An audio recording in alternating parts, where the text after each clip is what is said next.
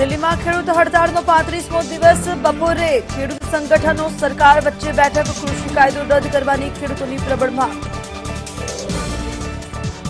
યુકેને હચમચાવનાર નવા કોરોના સ્ટ્રેનનો આતંક ભારતમાં પગ પેસરો। ભારતમાં નવા કોરોનાના 8 કેસ સામે આવતા ખળભળાટ।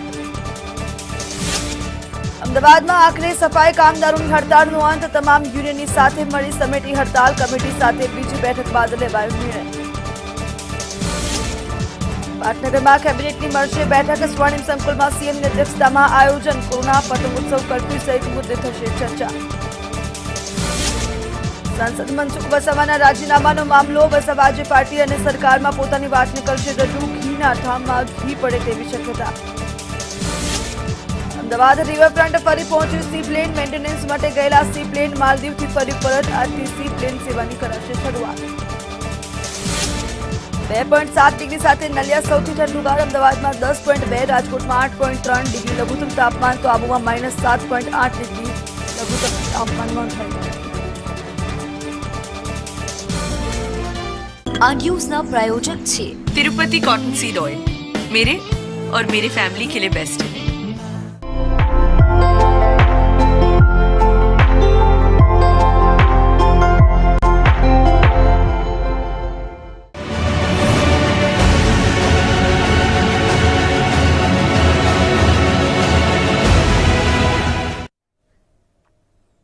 નમસ્કાર, આપની સાથે હું છું બિનલ। હવે જોઈએ સમાચાર વિગતવાર। તો હાલ મહત્વના સમાચાર મળી રહ્યા છે। ખાસ અન્નદાતાઓ કે જે આંદોલન પર છે તેમની માટે આજનો દિવસ મહત્વનો માનવામાં આવી રહ્યો છે।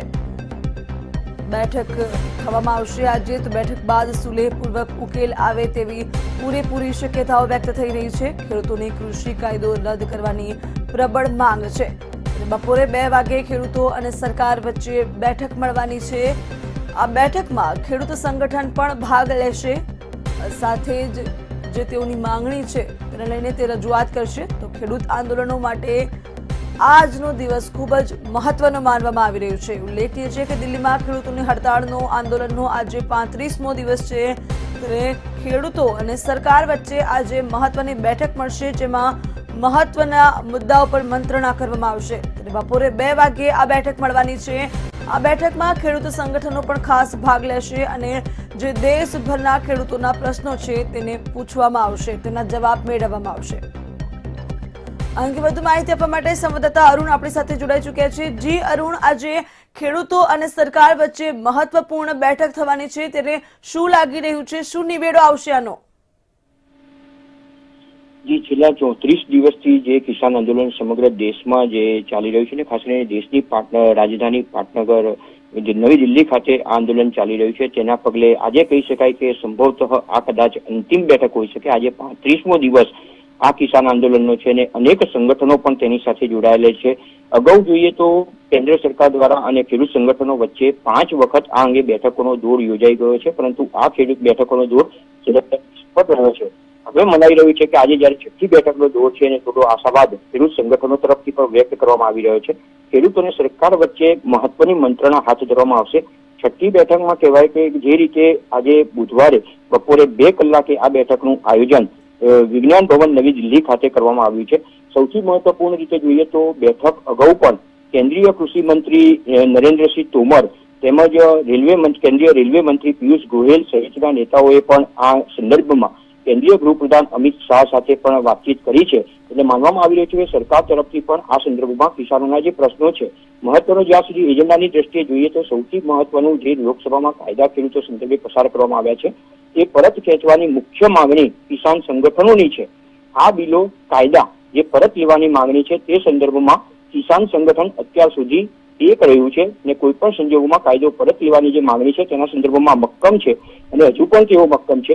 તો બીજી બાજુ જોઈએ તો એમએસપીના સંદર્ભમાં કેન્દ્ર સરકાર તરફથી ઘણું વલણ દાખવવામાં આવી રહ્યું છે।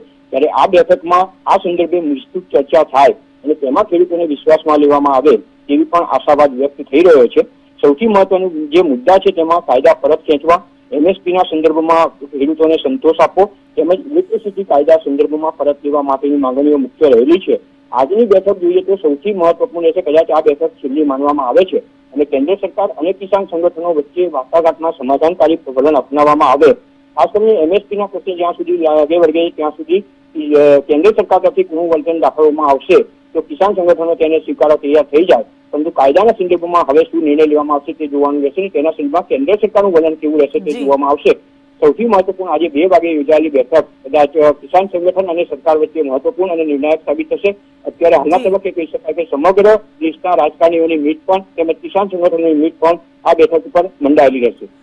જી અરુણ, સમગ્ર માહિતી આપવા બદલ આભાર. તો આજનો દિવસ ખેડૂતો માટે મહત્વનો છે. બપોરે થનારી 2 વાગ્યાની બેઠકમાં મહત્વનો નિર્ણય આવી શકે છે.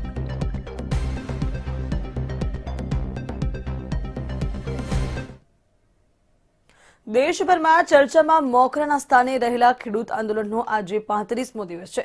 બપોરે કેન્દ્ર સરકાર સાથે ખેડૂતોની વાતચીતને વધુ એક રાઉન્ડ છે. તો આ વાતચીતમાં ખેડૂતો પોતાની વાત પર અડગ રહેશે. ખેડૂતોએ સાફ કહ્યું છે કે અમારા એજન્ડા પર જ વાતચીત થવી જોઈએ.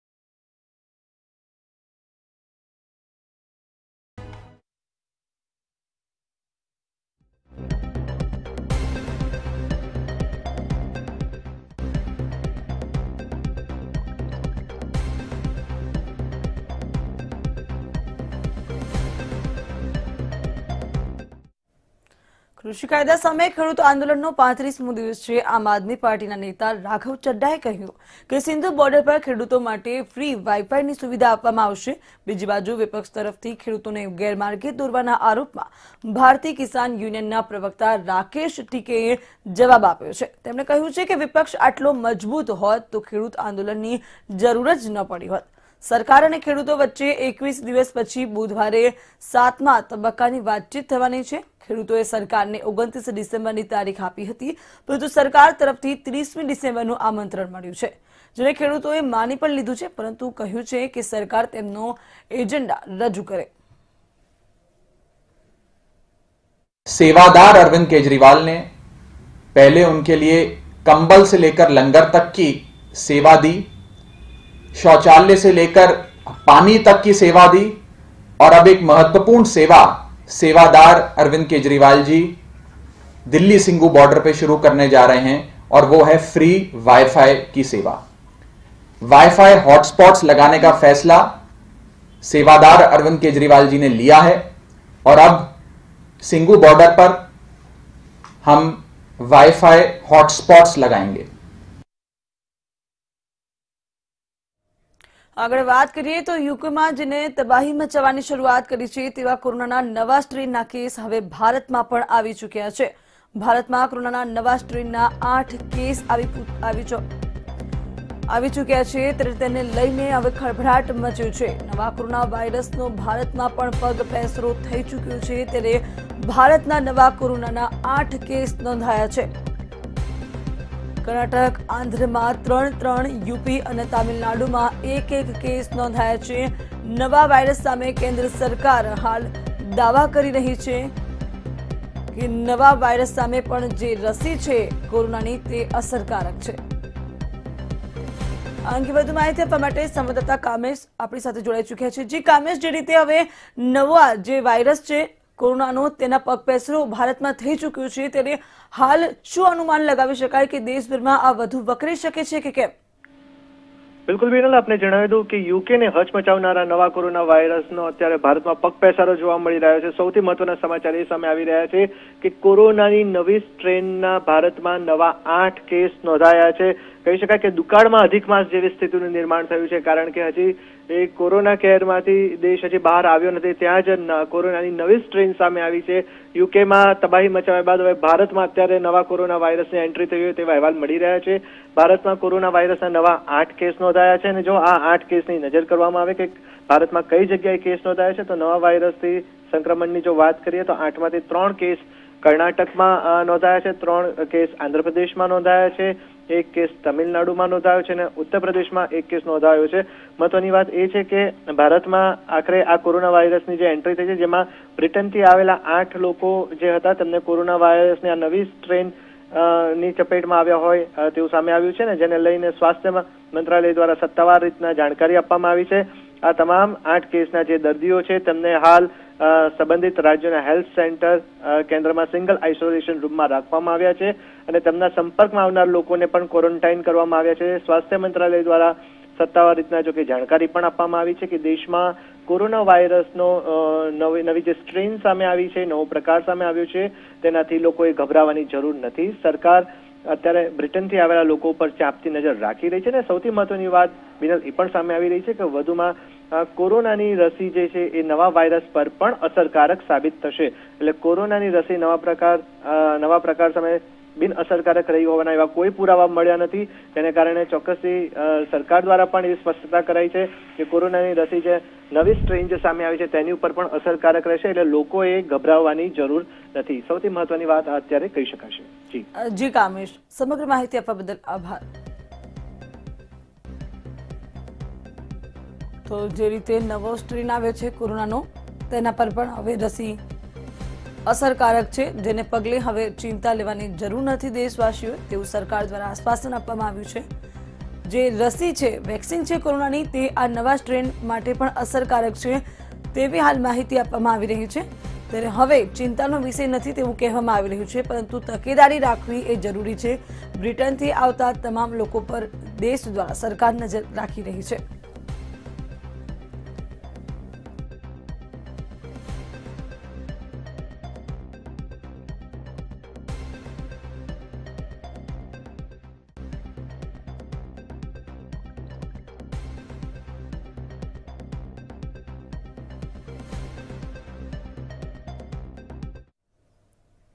આગળ વાત કરીએ તો મોરબીમાં પોલીસ કર્મી દ્વારા જે જન્મદિવસની ઉજવણી કરવામાં આવી હતી તેને લઈને મહત્વના સમાચાર મળી રહ્યા છે. મોરબીમાં પોલીસ કર્મીએ પોતાના બર્થડે સેલિબ્રેશનમાં મોટી ભીડ ઉભી કરી હતી. મંતવ્ય ન્યૂઝ દ્વારા પ્રકાશિત કરવામાં આવેલો અહેવાલ હતો તેના પડઘા પડ્યા છે. એસપીએ વિડીયો મામલે તપાસના આદેશ આપી દીધા છે. ઉજવણીમાં સોશિયલ ડિસ્ટન્સિંગનું થયું હતું ઉલ્લંઘન. આ સાથે જ માલધારી સમાજના આગેવાનોએ ડીજીપીને કરી છે રજૂઆત.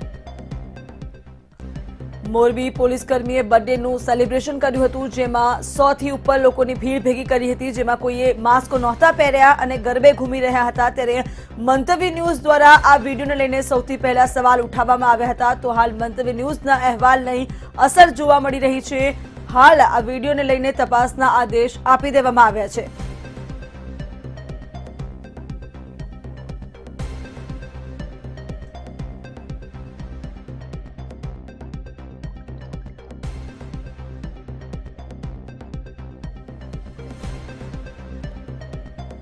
તો જે રીતે ગઈકાલે અમે મંતવ્ય ન્યૂઝ દ્વારા વિડીયો બતાવવામાં આવ્યો હતો અને સવાલો કરવામાં આવ્યા હતા કે તમે કેમ ભાન ભૂલ્યા છો કોરોનાની ગાઈડલાઈનમાં, ત્યારે તેની અસર જોવા મળી રહી છે. માલધારી સમાજ દ્વારા હાલ સવાલો ઉઠાવવામાં આવ્યા છે. ગઈકાલે મંતવ્ય ન્યૂઝે સૌપ્રથમ સવાલ ઉઠાવ્યા હતા કે અધિકારીઓ જ આ રીતે મોટી ભૂલ કેવી રીતે કરી શકે. ત્યારે હવે જે વિડીયો પ્રકાશિત આવી રહ્યો છે તેને લઈને સવાલ થઈ રહ્યા છે. ત્યારે હવે તપાસના આદેશ આપી દેવામાં આવ્યા છે. આ અંગે વધુ માહિતી આપવા માટે સંવાદદાતા બળદેવ આપણી સાથે જોડાઈ ચુક્યા છે. જી બળદેવ, જે રીતે હવે આ વિડીયોની તપાસ માટે આદેશ આપી દેવામાં આવ્યા છે ત્યારે હાલ શું વધુ વિગતો મળી રહી છે?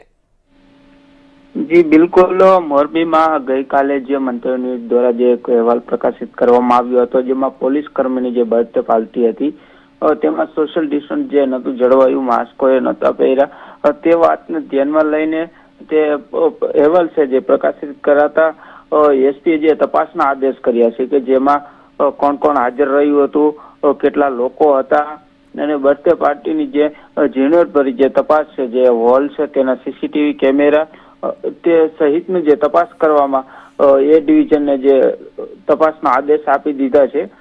ત્યારે જે આ રીતે જે પાર્ટી જે ઉજવી હતી, જ્યારે નાના લોકો દંડાતા હોય ત્યારે જે ભાજપના નેતાઓ છે તે અધિકારીઓ છે જે બધા ભેગા થઈ જે રીતે જે પાર્ટી ઉજવી હતી તેને લઈને અન્ય સમાજોમાં પણ ઘણા બધા જે નાના સમાજો છે તેમાં પણ જે અસર જોવા મળી હતી ને એવા લોકોએ જે ડીજી સુધી જે પત્રો લખ્યા છે કે તપાસ આની સંપૂર્ણ રીતે થવી જોઈએ. જી બળદેવ, સમગ્ર માહિતી આપવા બદલ આભાર.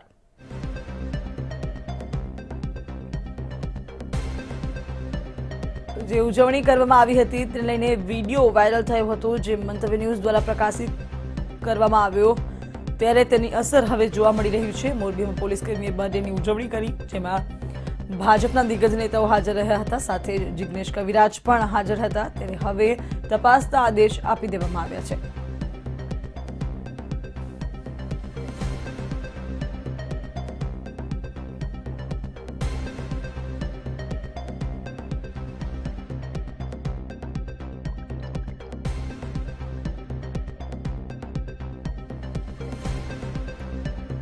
તો જે રીતે ગઈકાલે આ વિડીયો વાયરલ થયો હતો, મંતવ્ય ન્યૂઝે વિડીયો બતાવ્યો હતો અને સવાલ પણ મંતવ્ય ન્યૂઝ દ્વારા અધિકારીઓને નેતાઓને કરવામાં આવ્યા હતા, ત્યારે આજે તેની અસર જોવા મળી રહી છે. ઉજવણીમાં જે સોશિયલ ડિસ્ટન્સિંગનો ભંગ થયો છે, હવે આ વિડીયો પર તપાસ કરીને પગલાં લેવા માટે આદેશ આપી દેવામાં આવ્યા છે ડીજીપી દ્વારા. ત્યારે જે રીતે મોરબીમાં પોલીસ કર્મીએ ઉજવણી કરી હતી, લોકો ગરબે ઘૂમતા નજરે ચડ્યા હતા, માસ્ક નહોતા પહેર્યા અને સોશિયલ ડિસ્ટન્સિંગ નજરે નહોતું આવી રહ્યું.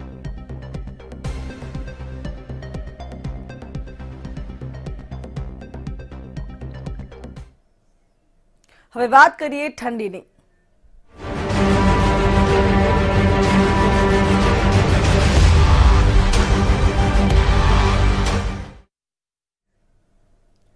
ગુજરાતમાં ઠંડીનો કહેર યથાવત જોવા મળી રહ્યો છે. આજે સતત ત્રીજા દિવસે પણ પારો નીચે ગગડી રહ્યો છે. ગુજરાતમાં કાતિલ ઠંડીનો કહેર જોવા મળી રહ્યો છે. 2.7 ડિગ્રી સાથે નલિયા સૌથી ઠંડુગાર નોંધાયું છે હાલ. ત્યારે અમદાવાદમાં લઘુત્તમ તાપમાન 10.2 ડિગ્રી નોંધાયું છે. આ સાથે જો વાત કરીએ તો વડોદરામાં 10 ડિગ્રી લઘુત્તમ તાપમાન નોંધાયું છે અને સુરતમાં 12.4 ડિગ્રી લઘુત્તમ તાપમાન નોંધવામાં આવ્યું છે. જે રીતે ઠંડી વધી રહી છે, હજુ આગામી દિવસોમાં પણ ઠંડી પડી શકે તેવી શક્યતાઓ છે. રાજકોટમાં લઘુત્તમ તાપમાન 8.3 ડિગ્રી પર પહોંચ્યું હતું. ગાંધીનગરમાં 7.5 ડિગ્રી લઘુત્તમ તાપમાન નોંધવામાં આવ્યું હતું. ત્યારે આગામી દિવસોમાં ઠંડીનું જોર વધી શકે છે. જે રીતે કાશ્મીરમાં હિમવર્ષા થઈ રહી છે અને પવનો ઠંડા ફૂંકાઈ રહ્યા છે, તેને પગલે દેશભરમાં ઠંડી જોવા મળી શકે છે. ત્યારે ગુજરાતમાં ખાસ ઠંડી હજુ પણ વધી શકે છે. તાપમાનનો પારો હજુ પણ નીચે ગગડવાની શક્યતાઓ હવામાન વિભાગ દ્વારા વ્યક્ત કરવામાં આવી રહી છે.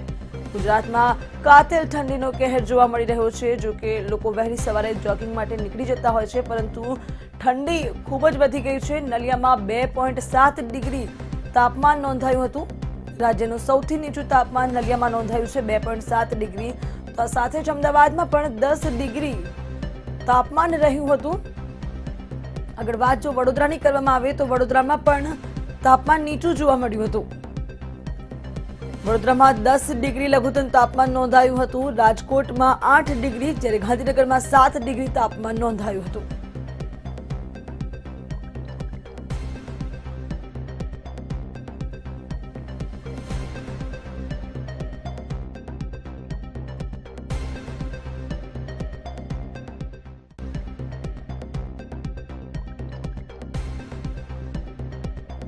તો આ અંગે આપણી સાથે માનસી જોડાઈ ચૂક્યા છે. જી માનસી, જે રીતે હાલ સમગ્ર ગુજરાતમાં ઠંડી જોવા મળી રહી છે, લોકોનું શું કહેવું છે? હવામાન વિભાગ દ્વારા શું કહેવામાં આવી રહ્યું છે હાલ?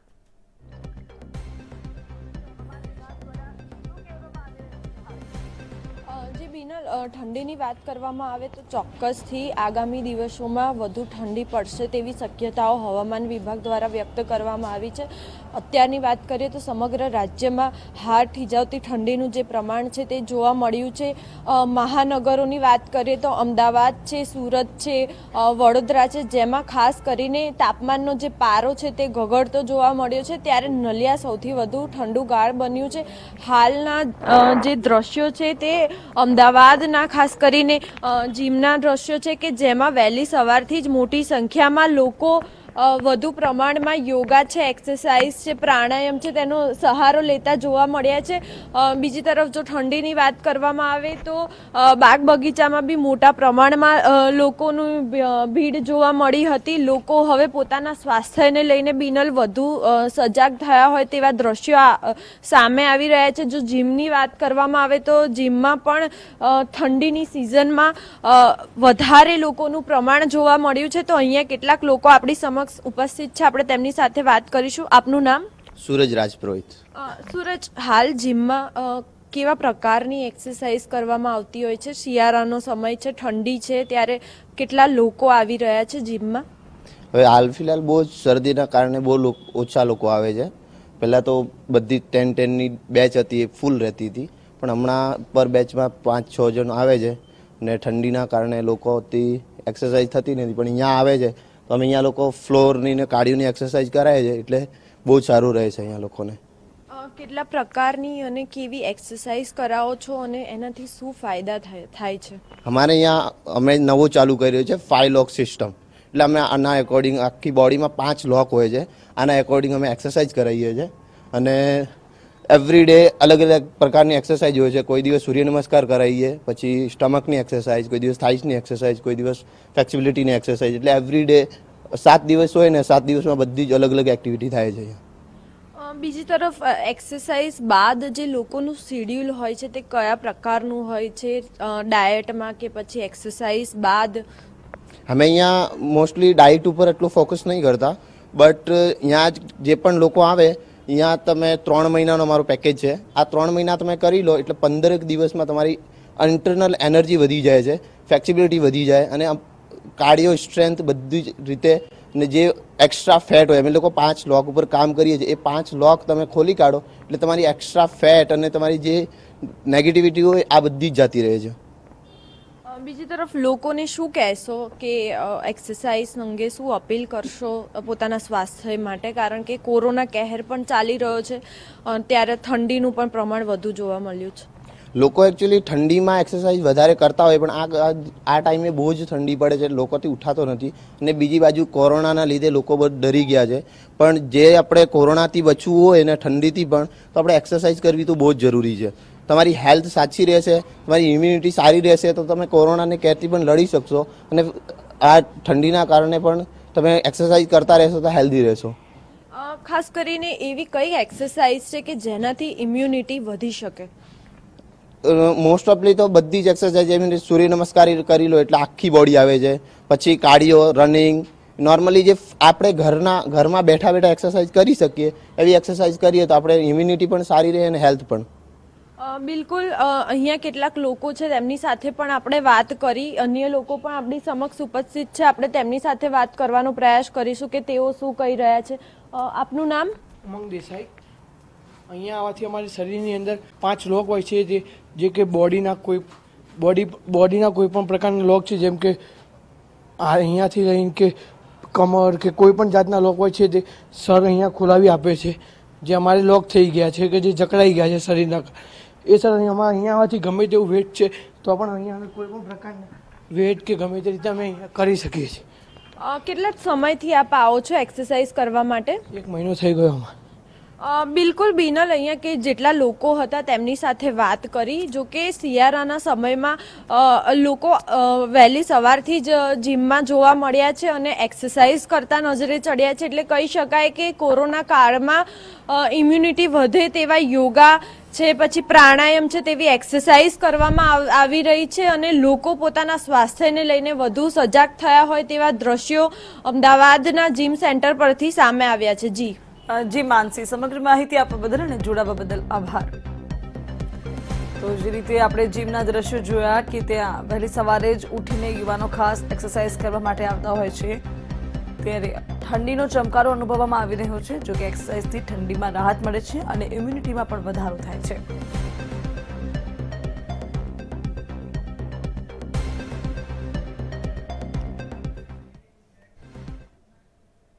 તો હાલ બુલેટિનમાં બસ આટલું જ। વધુ મહત્વના સમાચાર માટે જોતા રહો મંતવ્ય ન્યૂઝ અને લોગ ઇન કરો www.mantavynews.com પર। નમસ્કાર।